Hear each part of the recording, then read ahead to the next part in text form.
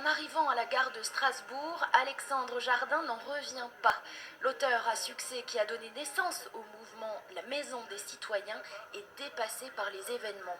En 2 mois, il a rallié plus de 50 000 personnes à sa cause. Plus de 165 maisons des citoyens ont vu le jour en France et ailleurs. Aux dernières élections, on a été 25 millions en âge de voter à ne rien émettre. Si vous rajoutez tous ceux qui ont voté contre, vous vous rendez compte qu'il n'y a quasiment plus personne qui est en lien avec la politique nationale.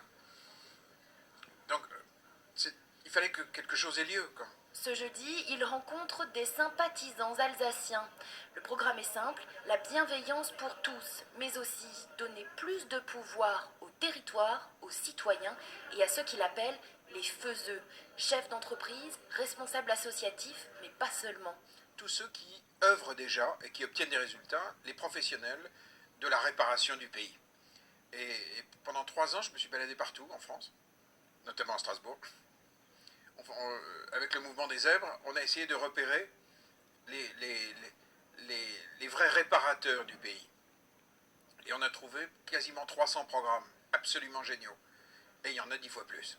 Annie est à l'origine de la Maison des Citoyens de Strasbourg. Elle a rassemblé près de 300 membres en quelques semaines.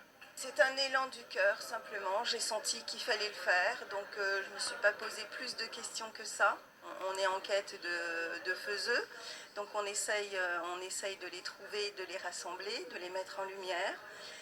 C'est important qu'on les connaisse pour permettre à chacun, non pas d'œuvrer de manière distillée, chacun dans son coin, mais on rassemble les connaissances, on rassemble les énergies, et c'est fabuleusement joyeux.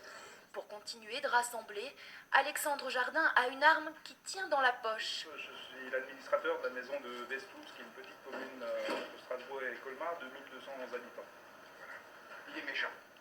Toutes ces interventions sont diffusées en live sur les réseaux sociaux. Le début peut-être d'une révolution, en tout cas, Alexandre Jardin y croit. Si nous gagnons, nous ferons un acte historique de décentralisation. On fera un acte historique de confiance dans le citoyen, dans les professions. Un acte... en fait, on engagera une révolution de la confiance. On va, à un moment, faire basculer une histoire qui semblait écrite. Avec beaucoup de gaieté.